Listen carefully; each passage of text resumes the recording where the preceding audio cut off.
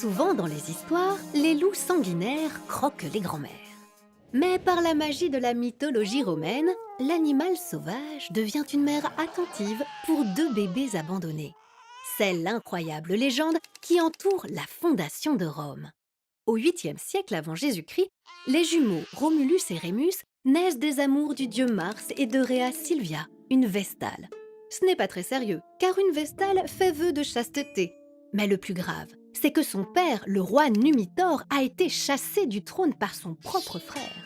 Et craignant une future vengeance de ses petits-neveux, l'usurpateur ordonne qu'on les jette dans le Tibre. Mais la servante chargée de cette horrible mission les dépose dans un panier sur le fleuve et l'étrange embarcation va s'échouer un peu plus loin, au pied d'un figuier. Et devinez quoi? Les bébés sont vivants.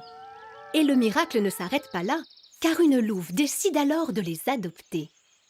Elle va les allaiter et les protéger jusqu'à ce qu'un berger les découvre et les élève comme ses propres enfants. Malgré cette jeunesse campagnarde, les jumeaux développent des aptitudes pour le combat qui attirent l'attention. Numitor reconnaît alors en eux ses petits-fils. La famille est réunie, l'usurpateur chassé.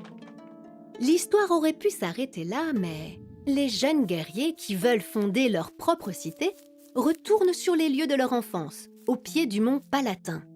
Hélas, quand il s'agit de décider qui la gouvernera, une violente querelle éclate entre les deux frères et Rémus est tué. En moins 753, c'est donc seul que Romulus fonde la cité à laquelle il donnera le nom de Rome.